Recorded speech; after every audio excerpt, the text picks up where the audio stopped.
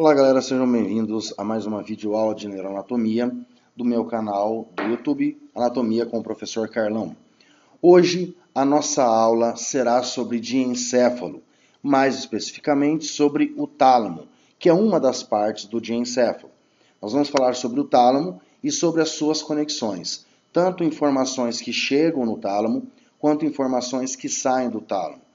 Então nós vamos analisar as informações que chegam no tálamo, da onde vem, por onde vem, e qual o núcleo que vai chegar ali no tálamo. E do tálamo, quais tipos de informações que vão sair dele e para quais áreas cerebrais irão essas informações que saem do tálamo. Ok? Bom, pessoal, começando então a analisar esta imagem, nós temos aqui na região central, uma região denominada diencéfalo. O diencéfalo, ele é uma região, porém ele é constituído de 4 partes básicas. A parte central do diencéfalo, que é uma parte ovalada, apresenta uma forma meio ovalada, é chamado tálamo. É esta parte que nós vamos trabalhar nesta videoaula, ok? Então aqui nós temos o tálamo. Posterior ao tálamo, apresentando então uma glândula, que é a glândula pineal, nós temos o epitálamo. Abaixo do tálamo, nós temos uma parte triangular de ponta cabeça, denominada hipotálamo. E entre o tálamo e o mesencéfalo, mais ou menos nessa região onde está a ponta do mouse, é uma outra parte denominada subtálamo. Vejam então que o diencéfalo ele vai ser formado por essas 4 partes, que é o tálamo, epitálamo, subtálamo e hipotálamo. Nesta videoaula, como eu já falei, nós vamos trabalhar especificamente o tálamo. Uma coisa que é importante a gente analisar, aqui nós estamos vendo uma imagem do encéfalo numa vista medial interna. Então foi feito um corte mediano, separando o lado direito do lado esquerdo. Então aqui nós estamos analisando a parte interna do encéfalo, da metade de um encéfalo. Nós podemos observar que aqui no tálamo existe essa partezinha um pouquinho meio arredondada e mais clara, formada por axônios, denominado aderência intertalâmica. Essa aderência intertalâmica, ela é responsável por realizar a conexão de um tálamo de um lado com o tálamo do outro lado. Lembrando que o tálamo ele é em número par. Então existe o tálamo direito e o tálamo esquerdo. E entre eles existe esta aderência intertalâmica que interconecta os dois tálamos. Além disso, é importante a gente observar também que logo abaixo do tálamo existe um sulco. Tá? Na imagem aqui dá para a gente observar que existe uma partezinha um pouco mais funda. Este sulco é chamado sulco hipotalâmico. Sulco hipotalâmico. Então, este sulco hipotalâmico, ele delimita a divisão entre o tálamo e o hipotálamo. Ok? Então, a gente consegue observar que no sulco hipotalâmico termina o tálamo e começa o hipotálamo. Ok, pessoal? Esta imagem é para que a gente tenha uma noção de como que a gente consegue observar o tálamo numa vista medial. Tá? Se nós formos observar, então, o tálamo numa vista superior, interna mais superior, nós temos esta região aqui, ó, esta parte aqui, tá? Que é o tálamo. Tudo bem? Então nós temos uma partezinha arredondada aqui na frente, nós temos o corpo dele e uma parte mais saliente atrás, com 2 bolinhas embaixo. Tá? Esta parte toda aqui, então, é o tálamo. E analisando as funções básicas do tálamo, nós temos aqui algumas funções a qual ele está relacionado. Primeiro tipo de função do tálamo é servir como uma estação de relé. O que é uma estação de relé? É como se fosse uma parte que ela vai retransmitir as informações. Então, vejam que todas as informações sensitivas, todas, exceto, claro, a gente fala todas, mas exceto o olfato, chegam no tálamo. Então, o olfato, a informação do olfato é a única informação que não chega no tálamo.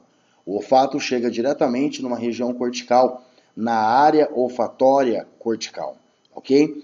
As outras informações de sensibilidade, ou seja, visual, auditiva, sensitiva geral, proprioceptiva, dor, tato, pressão mecânica, temperatura, todas essas informações chegam no tálamo. E do tálamo, essas informações vão ser retransmitidas para as suas áreas corticais específicas. Então, a informação da visão vai para o lobo occipital, para a área visual primária. A informação auditiva vai para a sua área cortical auditiva e assim sucessivamente. Tudo bem? Então, essa é a primeira função do tálamo, é servir como uma parte de retransmissão das informações para o córtex cerebral. Não somente informações sensitivas, mas também informações motoras. O tálamo recebe informações dos núcleos da base relacionado com o início dos movimentos voluntários e reencaminha essas informações para o córtex motor, tanto primário quanto secundário, né, que aí nós entramos ali no córtex pré-motor e suplementar, ok? Então ele está envolvido com essa retransmissão de informações, tanto sensitivas quanto motoras, para o córtex cerebral, tá ok? Um outro tipo de função do tálamo é integrar as informações viscerais, exceto o olfato, tá? Então, todas as informações viscerais que chegam no tálamo, então aí nós temos a gustação, dor, temperatura, propriocepção, que também acaba vindo das vísceras, informações de pH, de concentrações osmóticas dos órgãos, do sangue, enfim, todas essas informações viscerais vão chegar aqui no tálamo. E o próprio tálamo ele vai fazer uma integração dessas informações. Por quê? Além do tálamo direito se comunicar com o tálamo esquerdo e vice-versa, o tálamo, a gente vai ver no próximo slide, ele é formado por vários grupos de neurônios. E esses grupos de neurônios formam os núcleos do tálamo. E esses núcleos talâmicos são interconectados também. Então, os núcleos de um mesmo tálamo, eles apresentam interconexões. E por isso essas informações viscerais, sensitivas, gerais, viscerais, elas são integradas, elas são interconectadas, tudo bem? Uma outra função, a terceira função do tálamo, é funcionar como um alerta, então estado de alerta. O que significa isso? O tálamo, ele vai apresentar dentro dele, no interior dele, alguns núcleos que nós chamamos de núcleos intralaminares. Nós vamos ver mais à frente. Esses núcleos intralaminares, eles recebem informações do tronco encefálico de um grupo de neurônios chamado formação reticular e também recebe informações colaterais das vias espinotalâmicas, leminisco espinal, que é o espino talâmico, leminisco medial, leminisco trigeminal, que trazem informações de sensibilidade de toda parte, de todo o corpo. E esses núcleos, quando ativados, eles estimulam o córtex cerebral. Então eles é como se fizessem como se tivesse uma função de ligar, de acordar o córtex cerebral, de acordar o cérebro. Tá? Então essa é uma das funções do tálamo. Tanto que muitas pessoas que acabam sofrendo acidentes vasculares cerebrais, né? Então derrames, como vulgarmente chamado, ou tumores, ou lesões mecânicas propriamente dita no tálamo, e afetam esses núcleos intralaminares, o indivíduo ele entra em estado de coma. Porque se esses núcleos param de funcionar, automaticamente eles param de estimular, de ativar o córtex cerebral, de ativar o cérebro propriamente dito. E aí automaticamente a pessoa entra em estado de coma, que é o estado onde não se tem mais consciência, não se tem mais controle voluntário de nenhuma função corporal. Tudo bem? Uma outra função do tálamo é participar do processo de memória. Então, o tálamo ele vai apresentar alguns núcleos que recebem informações tanto do hipocampo quanto do sistema límbico como um todo e enviam essas informações para áreas corticais especializadas nas informações de emoções e comportamento.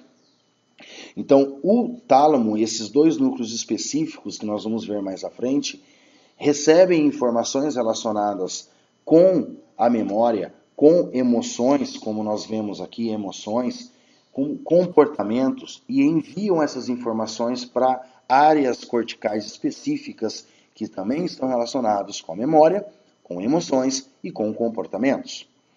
Uma outra função do tálamo é participar do controle motor.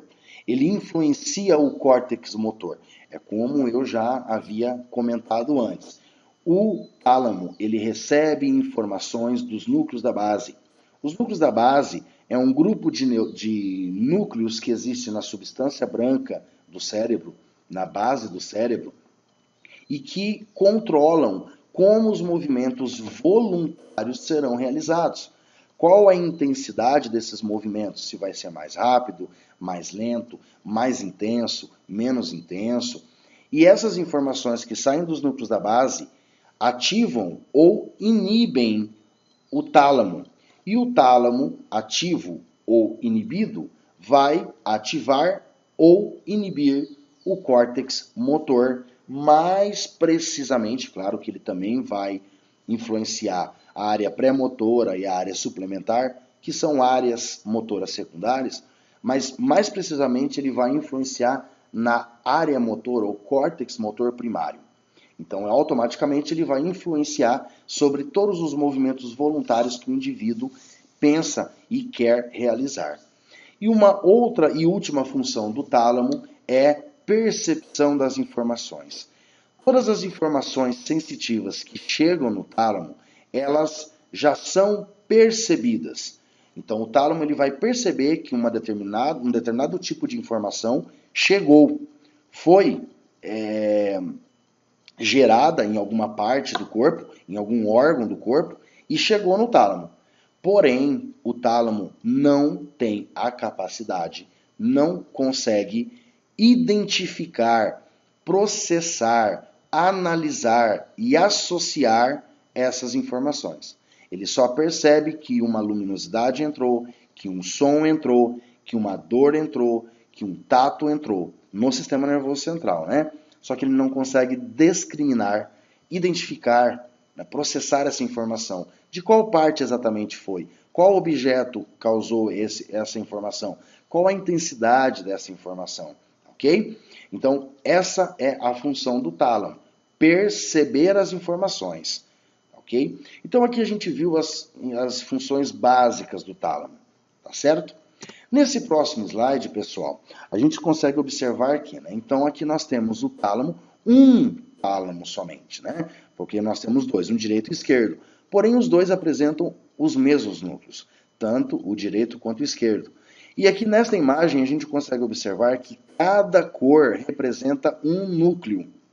E cada núcleo está relacionado com um tipo de informação.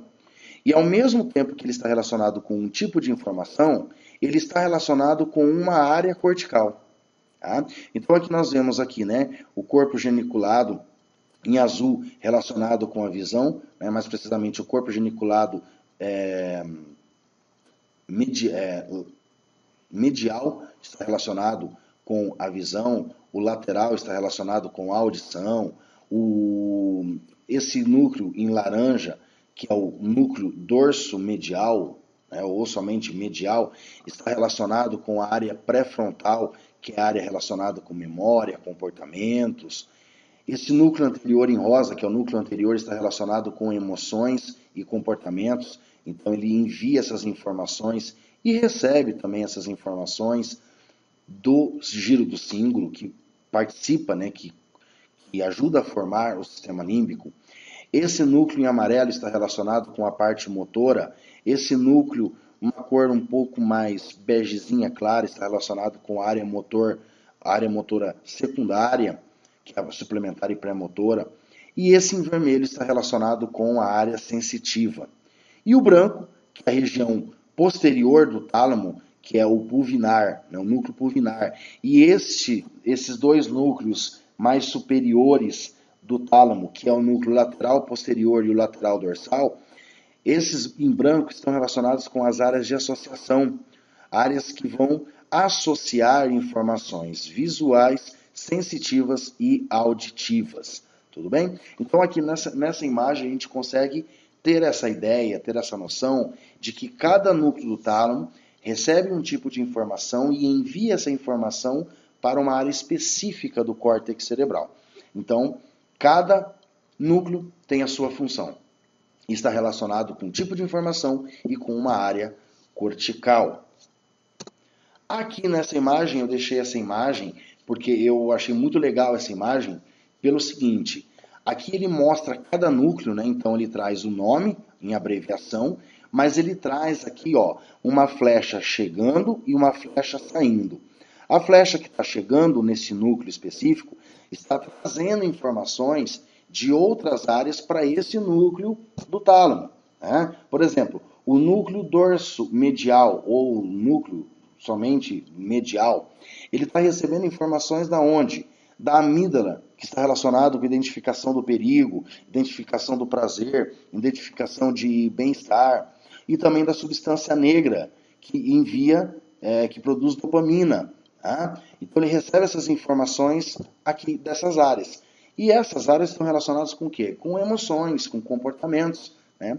E também recebe informações da onde? Do córtex pré-frontal, que é aquela parte mais anterior do cérebro, que está relacionado com todo o comportamento, com toda a memória, com todo o planejamento, tomada de decisões, né, do indivíduo.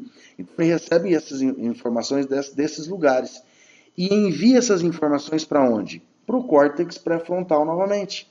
Tá? Então cada núcleo aqui, né, vocês podem observar depois, porque a gente vai ver núcleo por núcleo. Então cada slide agora, a gente vai ver núcleo por núcleo, da onde ele recebe informações e para onde ele envia.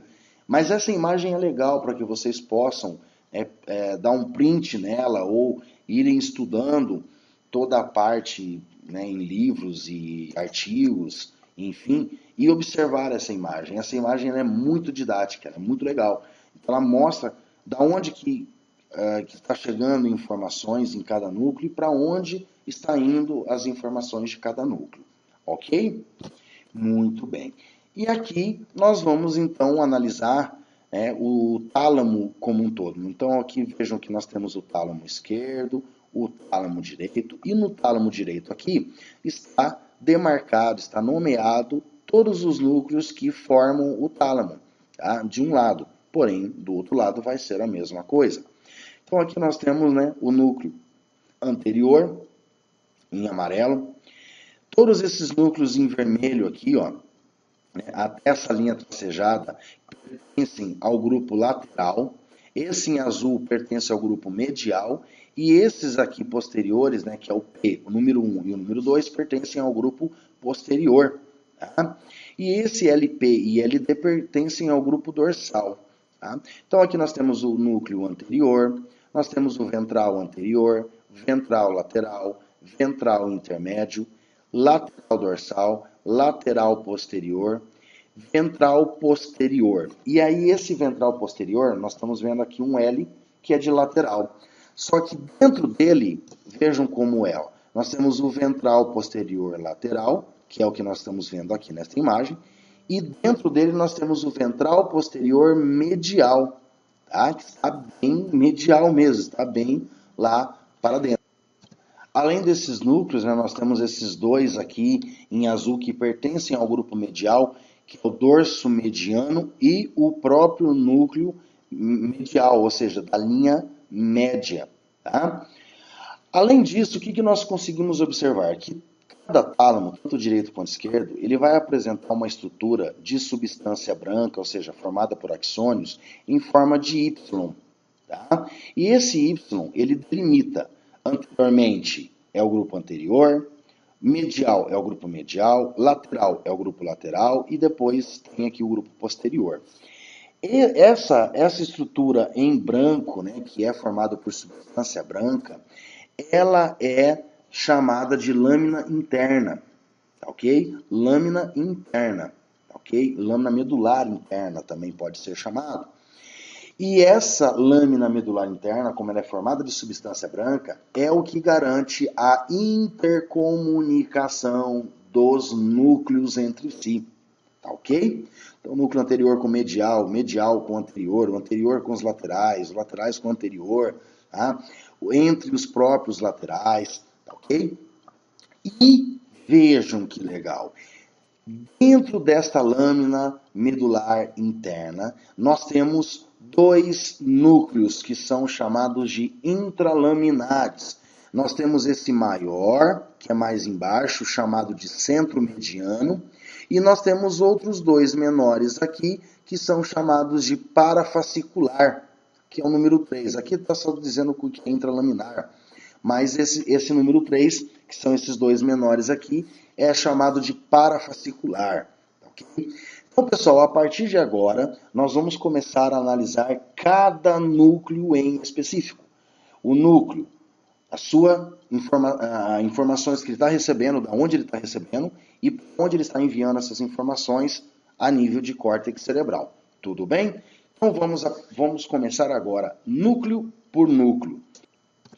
Vamos começar com os núcleos intralaminares, ok? Núcleos intralaminares. Esses núcleos intralaminares, que são aqueles que ficam dentro da lâmina medular interna, que é formado pelo centro mediano e pelo parafascicular, que são aqueles dois menores, eles estão relacionados, olha só.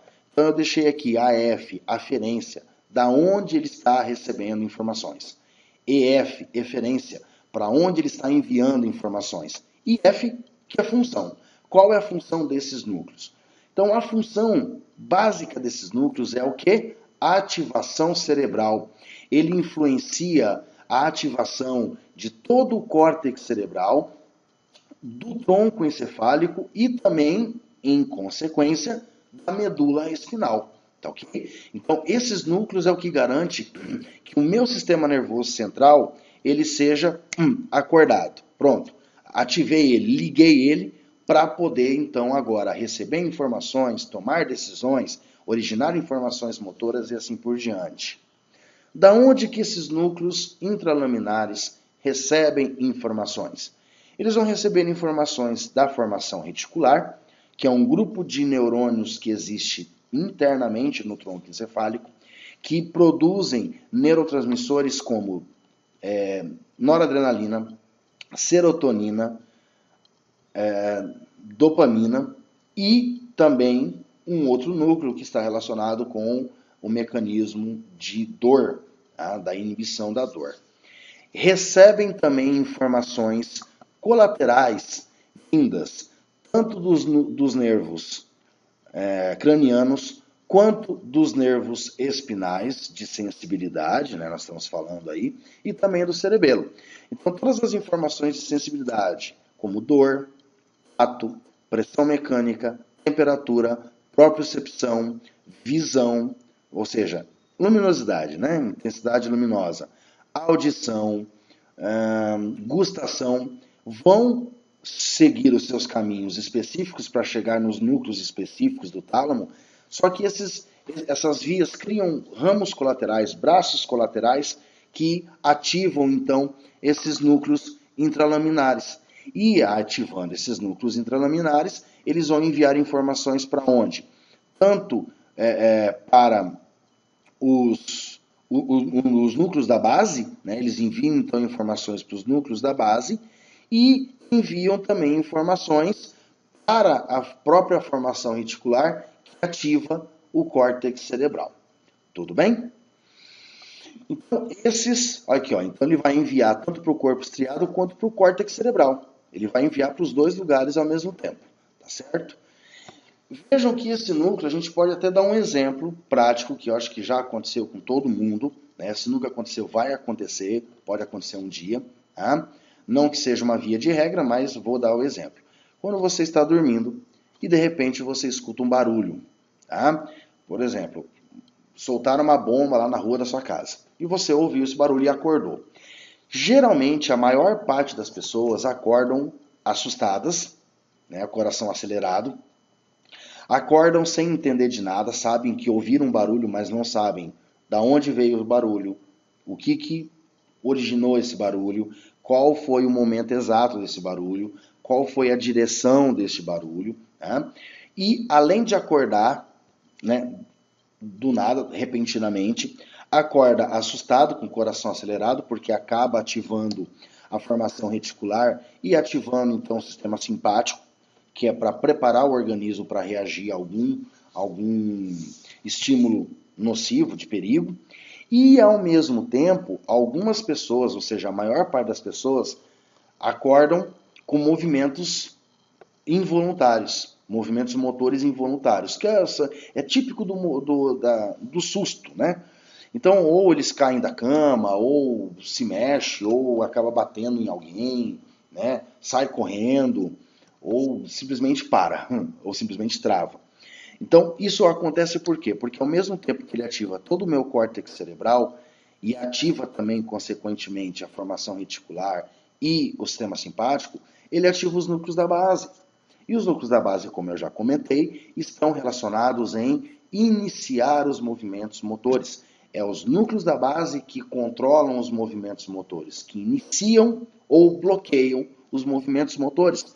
Então, por isso que quando eu ativo os núcleos da base de uma maneira muito intensa e repentina, automaticamente eles vão iniciar os movimentos voluntários, só que de uma maneira involuntária. Você não estava pensando em fazer esses movimentos, você não estava esperando, mas acontece. Ativei núcleos da base, ativo então os movimentos motores de uma maneira involuntária. Tudo bem? Conseguiram entender então sobre os núcleos intralaminares? Legal! Agora vamos começar a ver os núcleos do grupo lateral. Lembrando que do grupo lateral nós temos o ventral anterior, ventral lateral, intermédio, ventral posterior lateral e ventral posterior medial. Tá ok? No grupo lateral, vamos começar com os núcleos ventral posterior lateral e posterior medial. Então, o que acontece? Aqui nessa imagem, né, a gente pode ver que tem um homenzinho desenhado dentro desses dois núcleos. Ou seja, o ventral posterior lateral está relacionado com o tronco, membros superiores e membros inferiores. O ventral posterior medial está relacionado com a cabeça e com o pescoço. Isso significa que todas as informações de sensibilidade que vierem de tronco, membros superiores e membros inferiores, lá pelos nervos espinais, vão chegar no núcleo ventral posterior lateral. E todas as informações de sensibilidade que chegarem da cabeça e do pescoço, vindas pelos nervos cranianos, vão chegar no núcleo ventral posterior medial. Ok? Então aqui a gente consegue analisar aqui, ó, o ventral posterior lateral, que também pode ser chamado de posterolateral. Ele recebe informações do leminisco medial, que trazem informações de tato epicrítico, aquele tato discriminativo, né? Propriocepção consciente. E também do tato espinotalâmico, que acaba formando o leminisco espinal, que traz informações de dor, temperatura, pressão mecânica, tato protopático, que é aquele tato grosseiro, tá? Tanto do corpo quanto visceral. Então, essas informações vindas, né, tanto do leminisco medial quanto do leminisco espinal, vão chegar no núcleo ventral posterior lateral. As informações que vêm do leminisco trigeminal, ou seja, a sensibilidade da cabeça, sensibilidade geral da cabeça, somática, e do tato solitário, que é relacionado com a vibração, vão chegar então no núcleo ventral posterior medial. Tanto o medial quanto o lateral vão enviar essas informações para o giro pós-central, tá vendo? Que é responsável pela sensibilidade, que é o giro pós-central, ou também conhecido como área somestésica, ou também chamado de área somatosensorial. Tá? Só que vejam uma coisa, existe uma denominação na neuroanatomia que nós chamamos de somestesia. O que é somestesia? O córtex cerebral, ele possui um mapa do corpo, um mapa corporal. Isso significa que todas as informações, por exemplo, que vierem da mão, vão chegar, sim, no giro pós-central, só que nesta parte específica. Ó, mão, dedos, polegar, ok? Se eu tiver informações que venham do pé, vai chegar nesta parte da área somestésica. Vão enviar então para a área somestésica, né, para o giro pós-central. Porém, cada parte do corpo vai chegar numa parte específica dessa área somestésica, né, ou do giro pós-central, ok?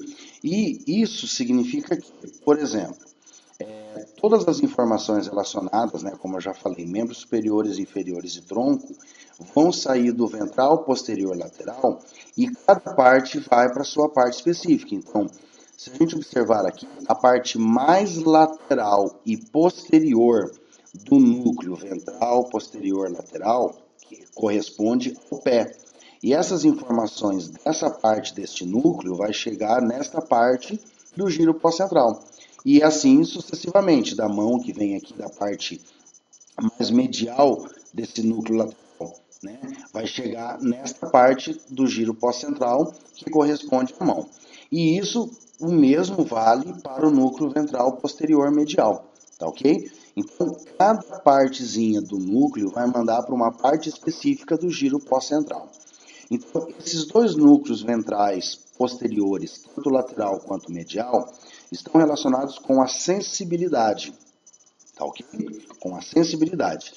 Vão receber de todo o corpo, claro que o lateral recebe do tronco, tronco e membros, e o medial vai receber do pescoço e cabeça.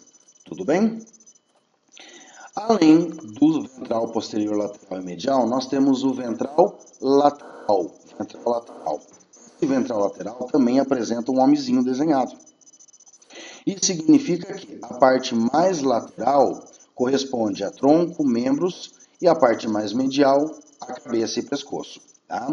Só que este núcleo ventral lateral está relacionado com a informação motora. Isto significa que ele vai enviar informações para as áreas motoras do córtex cerebral. Okay? Onde que esse núcleo vai receber informações? Ele vai receber informações do pálido medial, que é um dos núcleos que formam os núcleos da base. Vai receber também do núcleo denteado do cerebelo e também da substância negra, que traz dopamina, ok? Então, dessas partes do cérebro vão chegar informações para este núcleo ventral lateral. E este núcleo ventral lateral vai enviar informações para a área motora, tá? Tanto a área motora primária, que é o giro central, quanto também vai enviar para a área suplementar e área pré-motora, que também são áreas motoras, só que secundárias, ok? Além disso, ele também manda informações para o núcleo estriado. Núcleo estriado que pertence aos núcleos da base, tudo bem? Este núcleo, então, recebe dos núcleos da base e envia também para os núcleos da base, além de enviar essas informações para as áreas motoras do córtex cerebral, tá ok? Além disso, este núcleo ele se comunica com o núcleo ventral intermédio através dos núcleos vestibulares. Por quê? O núcleo ventral intermédio está relacionado com a parte motora dos olhos, tá? Com a parte motora dos olhos.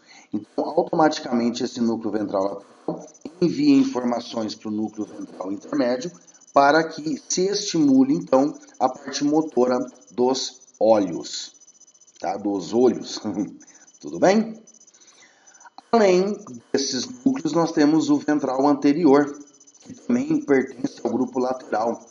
Só que o ventral anterior, ele também vai estar relacionado com a parte motora.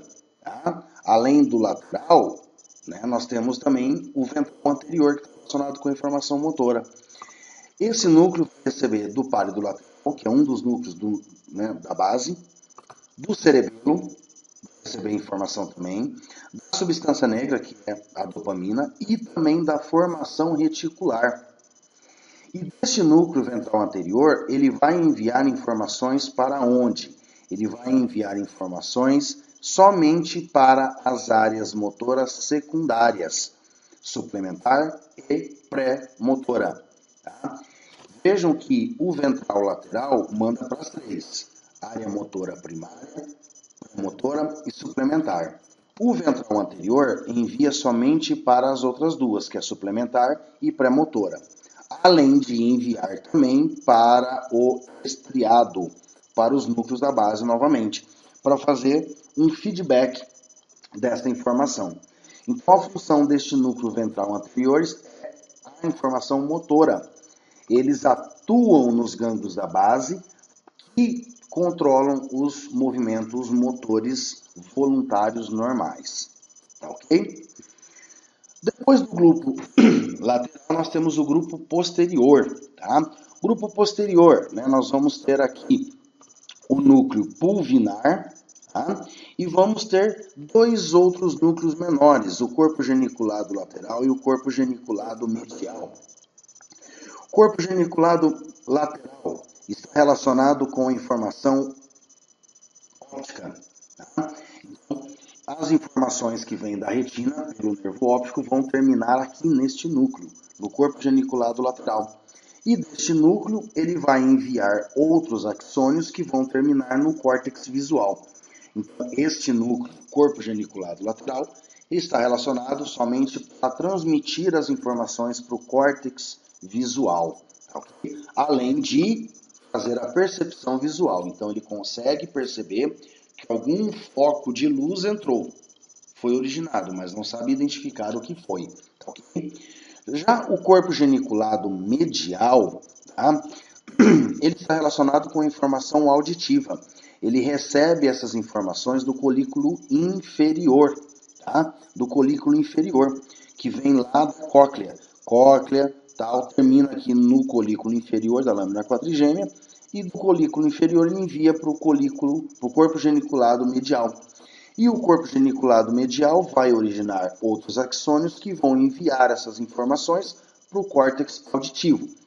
Além de retransmitir essa informação para o córtex auditivo, ele também percebe que algum estímulo sonoro foi originado na cóclea, mas não consegue distinguir qual é o som. Intensidade, localidade, durabilidade e assim por diante. Tá? E depois nós temos o pulvinar, que é o maior.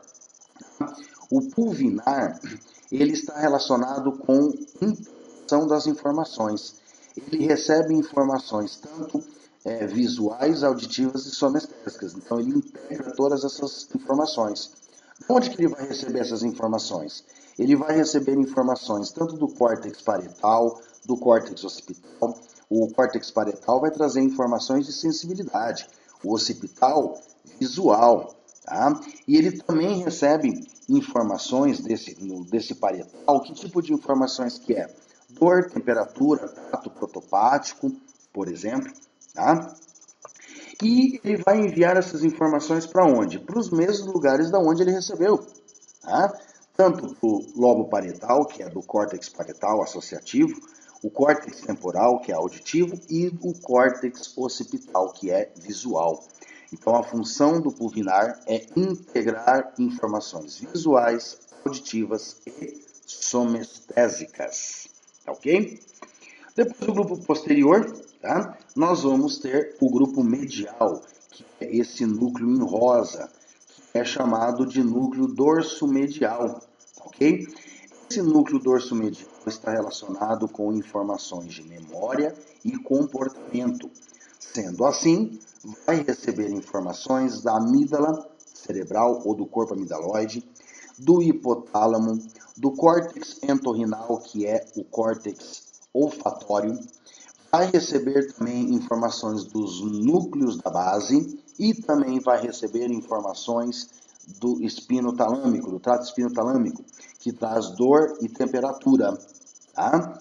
como ele está relacionado com comportamentos e memórias, é necessário que essas informações passem por ele para que ele envie informações para outras áreas corticais, fazendo então um mecanismo de memória daquela informação que ele recebeu, tá ok? Então vejam, ele vai recebendo informações do corpo amidaloide ou da amígdala cerebral, que está relacionado com identificação do perigo, identificação do prazer, do bem-estar e recompensa. Do hipotálamo, ele vai receber o hipotálamo que recebe informações, todas as informações de sensibilidade do corpo passam também pelo hipotálamo, e o hipotálamo é a parte do diencéfalo que controla toda a fisiologia corporal, todo o sistema endócrino, todo o sistema autônomo, simpático e parasimpático. Vai receber informações do córtex entorrinal, que é o olfato, vai receber informações do pálido medial, que é dos núcleos da base, e vai receber informações espinotalâmicas, de dor e temperatura.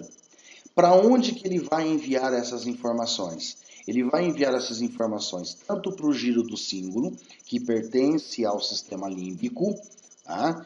A porta de entrada do sistema límbico, que está relacionado com agressividade, com comportamentos, com as emoções, e vai enviar também para o córtex pré-frontal, essa parte mais anterior do cérebro, que está relacionado com comportamentos, memória de longo prazo, planejamento de ações, tomada de decisões, ok? Análise das situações, enfim, tá certo? E depois nós temos o grupo anterior, que é um núcleo só, que é o núcleo anterior.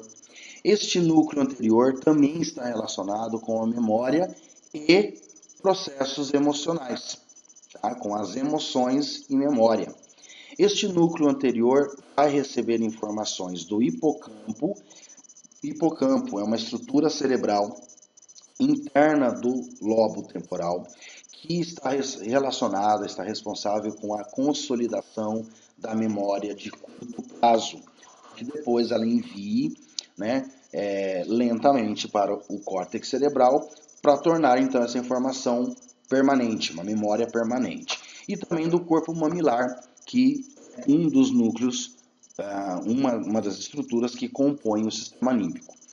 E do núcleo anterior ele vai enviar essas informações para o giro do cíngulo, mas também recebe dele. Tá? Então, ao mesmo tempo que ele envia, ele também acaba recebendo do giro do cíngulo. Lembrando que o giro do cíngulo pertence ao sistema límbico e é a porta de entrada do sistema límbico. É a porta de entrada de todo um conjunto de estruturas que formam o sistema límbico, que produzem as emoções e estão relacionados com a memória e também com o comportamento.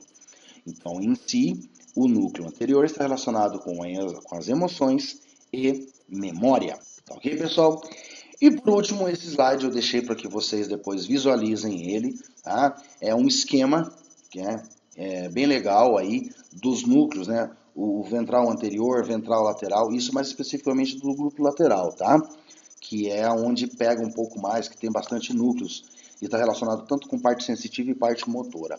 Então aqui, né, por exemplo, o ventral anterior recebe do globo pálido, que é dos núcleos da base, envia para o córtex motor. O ventral lateral recebe do cerebelo e envia para o córtex motor. E assim por diante. Tá? Então esse slide é para que vocês, depois na casa de vocês, com mais tempo, vocês possam estudá-los e entender como ocorre todo esse mecanismo. Da onde recebe cada núcleo e para onde cada núcleo vai enviar. Pessoal, com isso então nós terminamos esta videoaula de diencéfalo falando especificamente sobre o tálamo e suas conexões. Espero que vocês tenham gostado, espero que vocês tenham entendido o conteúdo e aprendido o conteúdo. E deixem seus comentários lá no vídeo, lá no meu canal do YouTube, que assim que eu receber, eu estarei respondendo a todos, tá? Com muita presteza aí, ok? Então, desejo a todos um ótimo estudo, um grande abraço, né? Sucesso aí a todo mundo e deixem lá seus comentários, sugestões, reclamações, dúvidas, enfim, eu estarei respondendo a todos. Então, um grande abraço a todos, bons estudos e até a próxima videoaula do meu canal, Anatomia com o Professor Carlão.